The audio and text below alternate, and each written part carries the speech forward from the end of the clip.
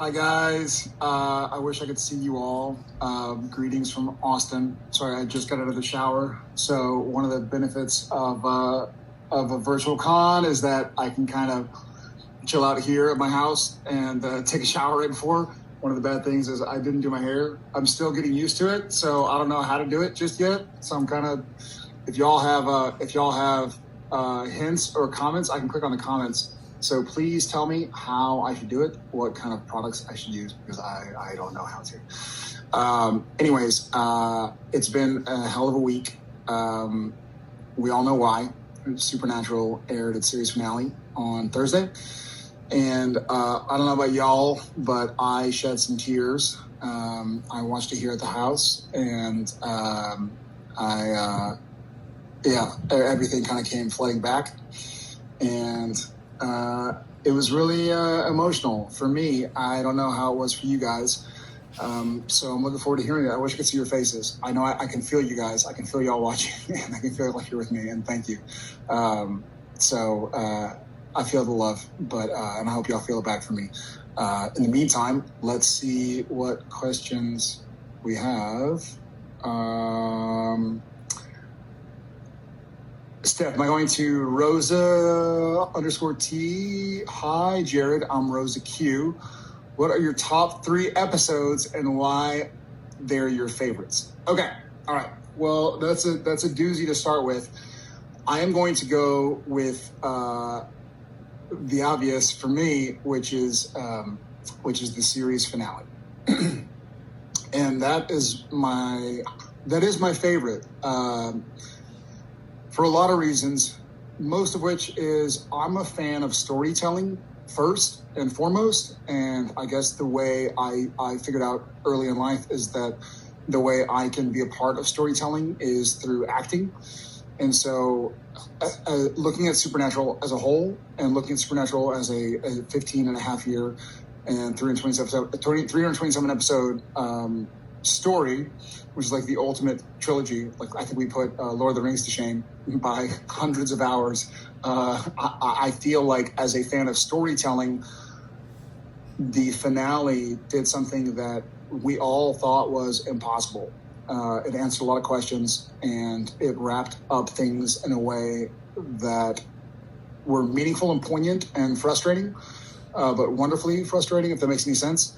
And so I'll go with that. Number 2, I always go back to Sacrifice, the season 8 finale. To me, that was another situation where we got to see really deeply inside the boys, and it almost felt like the season 15 series finale and the season 8 finale, Sacrifice, were kind of flipped. On season 8 finale, Sam thought he was dying, and he had made his peace with it as best as he could. Season 15, we all know what happened. But also we got to see a little bit of the boys and their commitment to each other. And then after that, I'm going to go with a funny one. I'm going to go with French Mistake.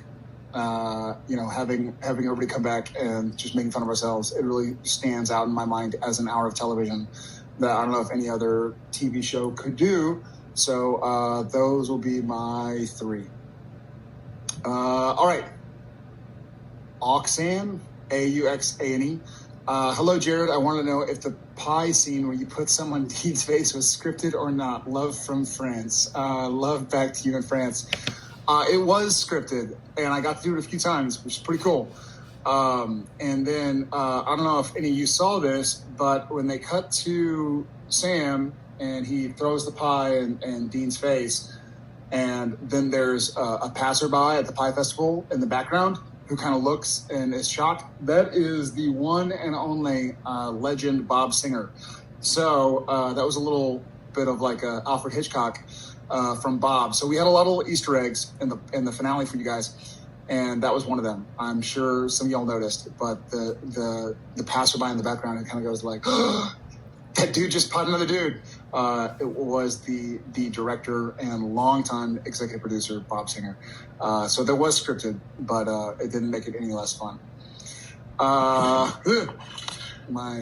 You would figure that after 6 months of quarantine, I'd have a better. I gotta do something about this hair. I have a better Zoom setup, but all right, I'll do something before the photo ops.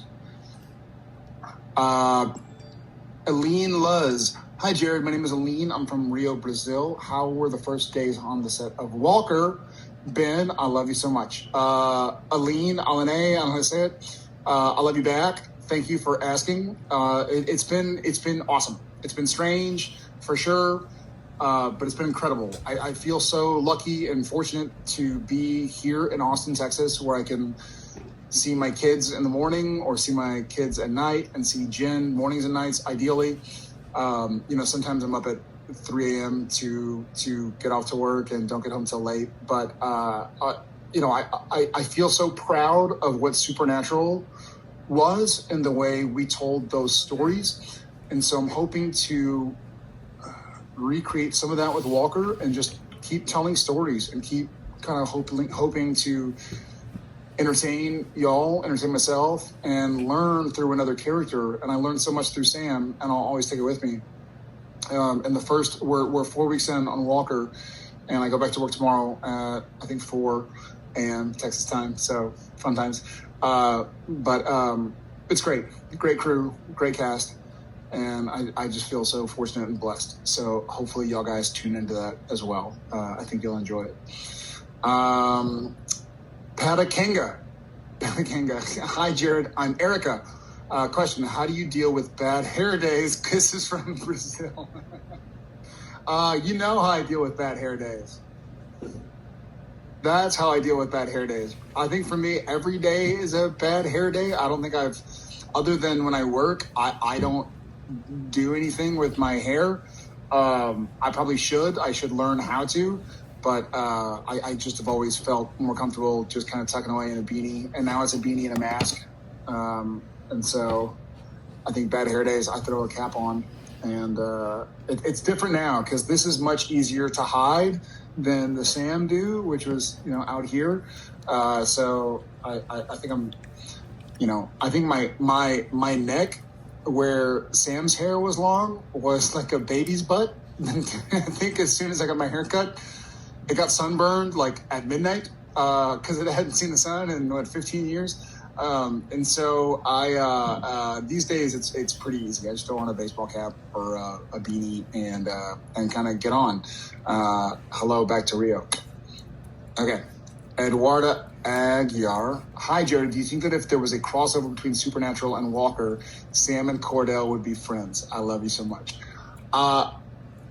That's a great question. I've never been asked that question. I've never thought about that question. And the answer is absolutely. I think one of the things that Cordell Walker has in common with Sam Winchester is that Cordell and Sam are both just trying to do their best in a weird world to make the world a better place and to hopefully ease other people's pain, even though it's difficult and even though there's no perfect answer. I think one of the things that Sam and Dean dealt with was that there's not a perfect answer. There's no perfect solution where everything is just happy and, rainbows and lollipops. And Cordell Walker finds himself in a lot of the same situations where there's no obvious answer. And because of that, I do think Sam and Cordell Walker would definitely understand that they're kindred spirits. And plus, they're both tall. I mean, Sam has longer hair, but Cordell would, I think they find a lot in common. Thank you, Eduarda. Judith Novotnik. Dear Jared, what is your favorite Harry Potter book and movie and spell? Much love from Hungary. Oh, man. Okay. All right. For all you other Harry Potter nerds, my favorite book, God, I read the books. So I hadn't seen the movies until quarantine. I had read all the books before maybe one of the movies came out. But I remember reading the Deathly Hallows Part 2 in Vancouver. And I think I was working at like 7 a.m. and I had just gotten the book. And so I was reading it at like 2 a.m. and I was like, I'll put it down. And then I kept reading it. Long story short, I didn't sleep before set. I had to finish the book. So I do have to say, much like the earlier question about what my favorite episode was, or my favorite 3 episodes, I do feel like Deathly Hallows, I guess part 2 for the movie, but Deathly Hallows was my favorite book. I love storytelling, and the way Deathly Hallows wrapped up that story was just really impressive. It makes you sad, and you're like, well, they're all supposed to live still, and they're all supposed to, go play and this and that. But as far as storytelling goes and what we can learn from it, I feel like that book number 7 was my favorite. So I guess I would say that movie as well. I guess it would be movie number 8, but book number 7. And my favorite spell, Expecto Patronum. I love I love the idea. I think what Sam and Dean had for so long was they were almost each other's Patronus. When Sam was in trouble, Dean was there, and when Dean was in trouble, Sam was there. Even if when Dean was in trouble, Sam was just there to tell him it's okay.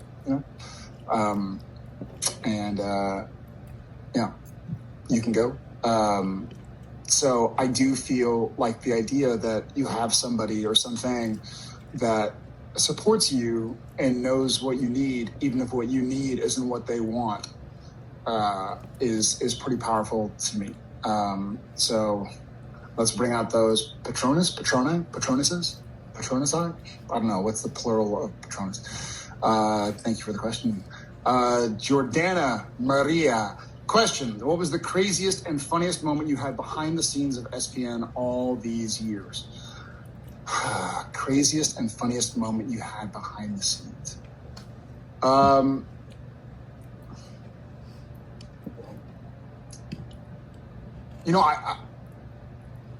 I feel like there were 2 moments on set where, one moment was where I was anxiously awaiting the birth of my first son, Tom, and I was shooting with Osric. We were at the Riverview Hospital, and it's the scene where Sam is chasing Kevin Tran around, and I literally was just waiting for a phone call from Jen to say, hey, I'm in labor, and sure enough, she went into labor on that Friday, and so I think we did like 1 or 2 more takes, and then I got into Cliff's truck, and we drove down to Seattle. And then I also remember when Richard Speight was directing, when Jensen's twins, he had the same situation where we're all glued to our phones, and sure enough, he gets a text like, "Hey," that was a bit of a farther travel because they were giving birth, Danielle was giving birth in Austin, and so we had to go way far away. But the same thing where getting that call, it's a weird situation to be an actor, but have something so big going on in your personal life where, you want to be committed to your character, to the story, to what you're doing, to the scene. But, your wife might be going to labor any second. And so he and I had those moments on set. And they were crazy and funny and hectic. And I remember, before Jensen and Neil had their twins, whose birthday is coming up in a week, he came to set, and we were filming 45 minutes away from our places in Vancouver. And I walked up to him kind of midday and was like, "Hey man, you have your passport?" And he kind of looked at me like, "I'm not the one who forgets things. Like, of course I got my passport." And I was like, "All right, well, just go back to your trailer, or when we go back to our trailers to change or whatever, just touch it. Just put your fingers on your passport. Like, just do me a favor." And he kind of looked at me like, "It's a weird thing." And so then we had we had a scene, or we had a shot that maybe Misha was in or something, and we weren't in. And so we went back to our trailers, go to the bathroom, or just kind of warm up. I think it was December. And so then we get back in Cliff's truck, start heading back to set, and he looks at me and he's like, "How'd you know?" And I had kind of forgotten what I had said hours earlier. And so I was sort of like, how did I know what? And he's like, "How'd you know?" It's like, I don't know what you're talking about. Like, do you smell toast? Like, I don't know what's going on here. And it turns out that he didn't have his passport. And we were in Canada, and Danielle was about to go into the hospital the next morning in America. So he needed his passport. And so then that started some big old all hands on deck. y'all check the home in Austin, y'all check my apartment here. And he ultimately figured out that it had been in one of his other backpacks. I think we had gone to a convention or something, and so he had just left it there, assuming he would take that bag. He didn't, and so we had to call some Austin Police Department friends of ours to let them know, like, listen, we're flying in. He doesn't have his passport. Can you help us get in touch with customs and immigration and this and that? And so it was a pretty hectic moment, but we got home in time. Spade got us out in time, and so it was a happy ending. But those are two of the craziest and funniest. Okay. Miyako Dia. Hi, Jared. I'm Nicole. If you could do SPN all over as a different character, if you could do SPN all over as a different character, who would you be and why? Hi, Nicole. Great question, especially now that it's over. It makes it a little more poignant.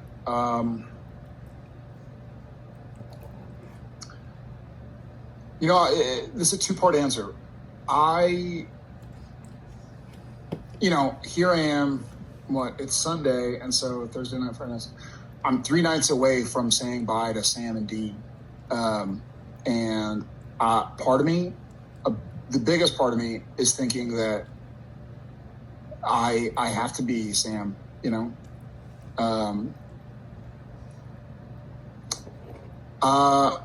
So my answer number one is, if I could do Supernatural all over as a different character, who would I be and why? Is I would be Sam again, and I would do it all over again. And I would. And it was hard, and, there was blood, literally. There were broken bones, literally. There was sweat, lots of it. There were tears, obviously. But I learned so much from Sam, and I would do that again. But if I had to be a second character, I think I wouldn't want him to not be on the show because he was so amazing. But I think I would love to be Lucifer. Pellegrino is phenomenal. Such a good dude. So brilliant and talented. But just seems like he made it seem like such a fun character to play. That half the time I was sitting there watching him going like, man, he's good. And half the time I was like, man, that seems so fun to play that character and to kind of have that, I don't know, storyline. So I think I would probably, I would choose Lucifer. And possibly Chuck. All seems fun. Rob is phenomenal as well.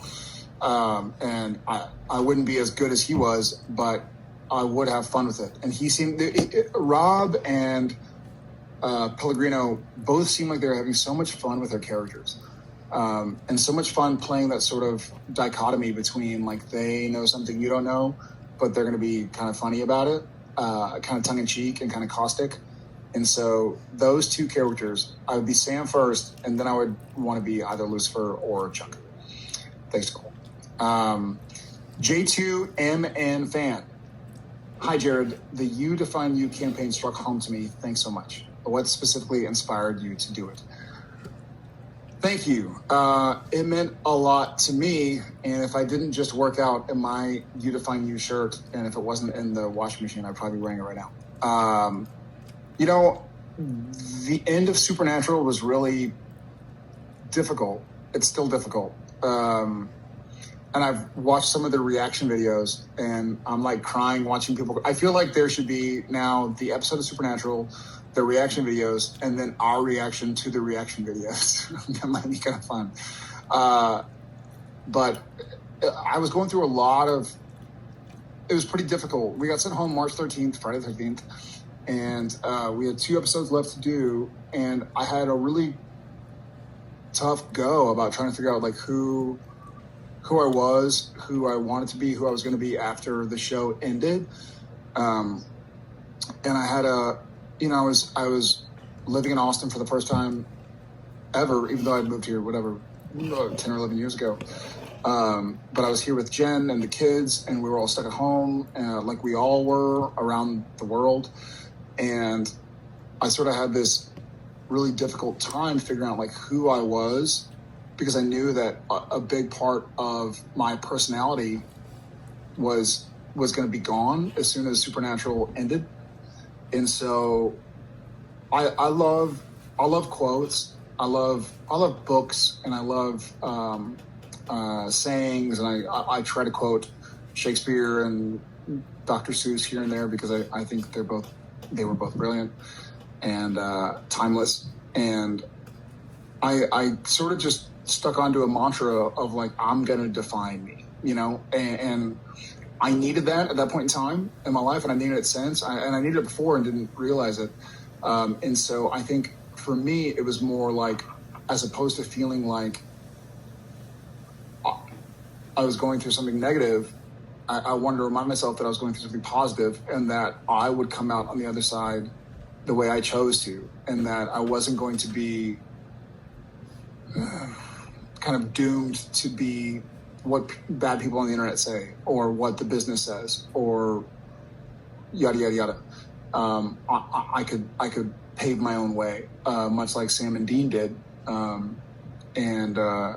So that just kind of, it clicked with me a lot.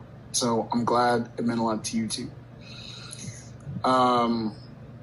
Hannah with like 35 H's. Hannah, ha ha ha ha ha. Hi, Jared, I'm Anna.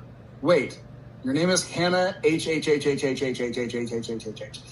Hi, Jared, I'm Anna, without 1,000 H's. Cool. How did you start your acting career?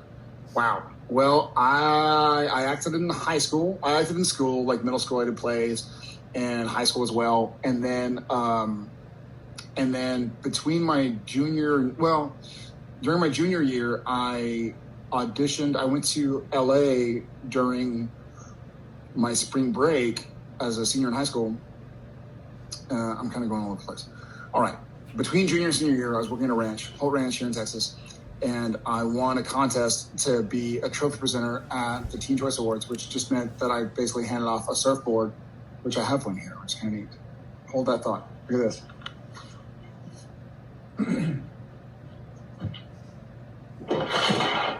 So,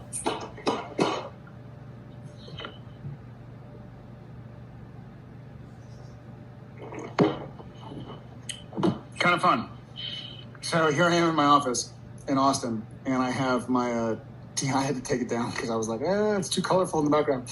But there it is. So I won the chance to be the first trophy presenter at the Teen Choice Awards in '99, and that's my 2015 Choice TV Actor Fantasy Sci-Fi, which is pretty cool. I've never used it, but I would like to. Anyways, so I met an agent out there, and then auditioned over tape. Like my mom would film me sitting on the couch, and I'd be reading through scripts. And then I got a pilot, and I used that money. I was supposed to go to UT and be an engineer and kind of like engineer pre-med, like my brother. And I got Gilmore Girls. And so I stayed out there, and Gilmore Girls is supposed to be a few episodes. And I was thinking like, oh, cool. Like I'll use this money to get a car or to pay my dorm bills or whatever. And then it carried on, but I found my way back to Austin. So I'm pretty happy about that. Alice Marchenko. Hi, Jared. What is always on your Thanksgiving table? What traditions does your family have from Ukraine with love? Hi, Alice. Hi from Texas. Hi to the Ukraine. I'm dying to go to the Ukraine. What is always on your Thanksgiving table? So obviously turkey, as much as possible. Stuffing, pumpkin pie. And then another thing I always do on Thanksgiving, I'm a Dallas Cowboys fan, even though we are not doing so hot this year. We've had some injuries, and it's kind of sucked. It's really sucked, actually. But it's usually, here's something kind of funny.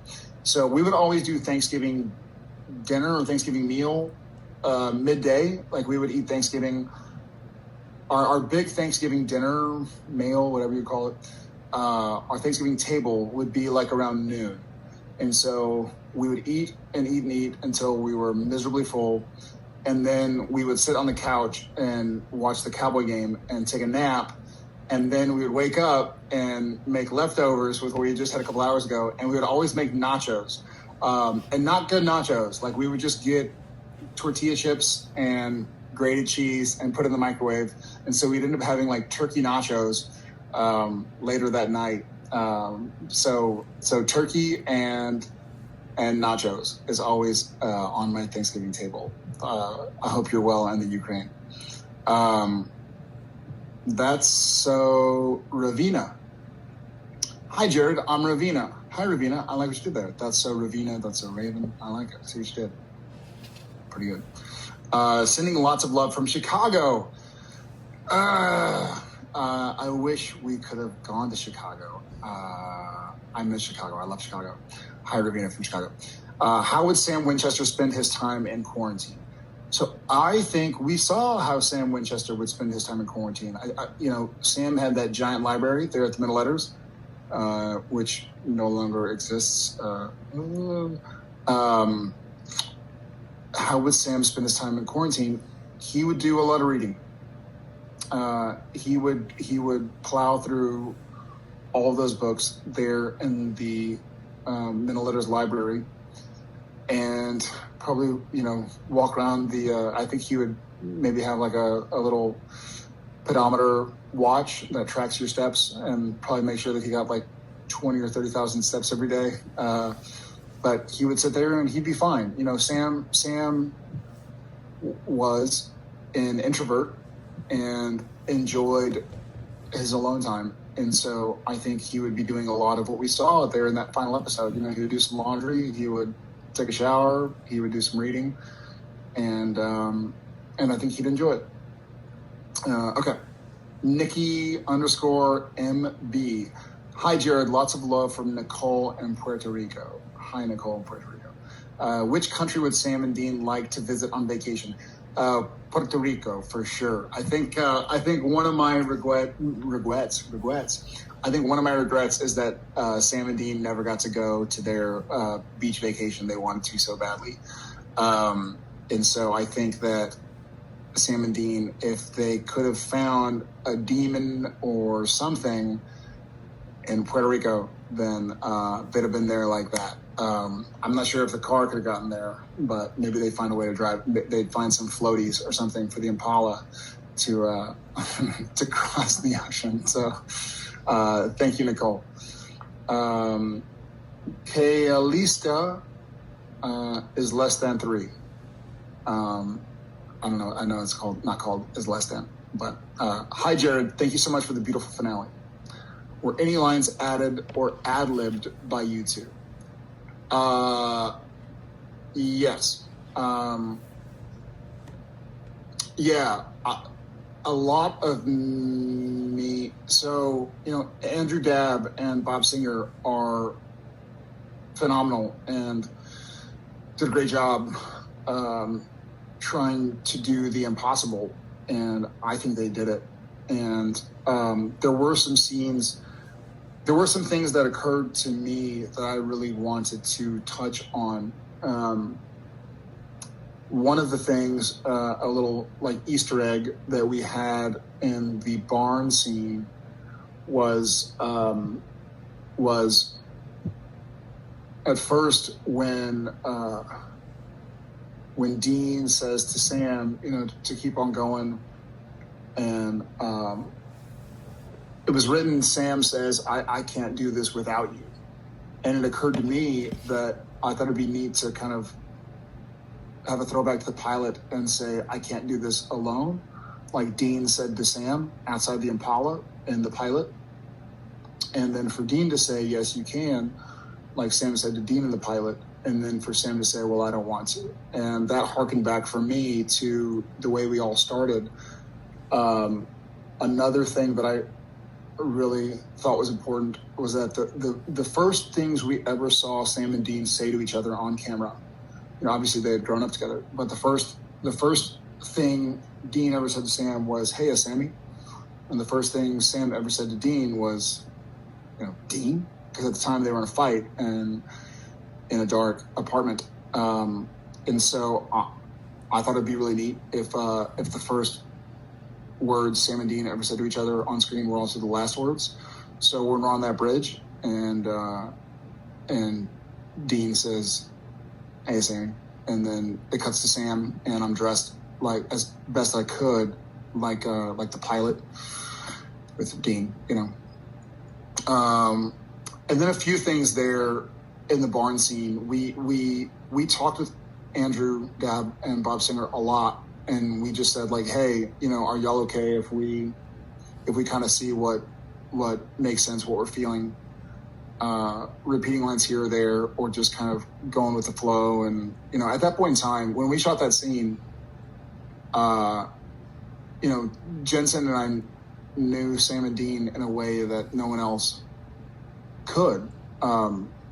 We had lived with these guys for 15 and a half years, and so we felt really strongly that, and we did the script as it was the script, but we would do little bits where we would try and do something that was like meaningful to us or helped convey a message that we were trying to convey. Also, it was really important to me that the last words Sam says to Dean, I'm emotional. When Sam says, "It's okay, you can go now," I thought that Sam's son, Dean, needed to say those exact same words to Sam. And that was Sam's cue to go like, "All right, it's time." So, there were a few things that were really important to me. And those were a few of them, but there were probably more, but for now.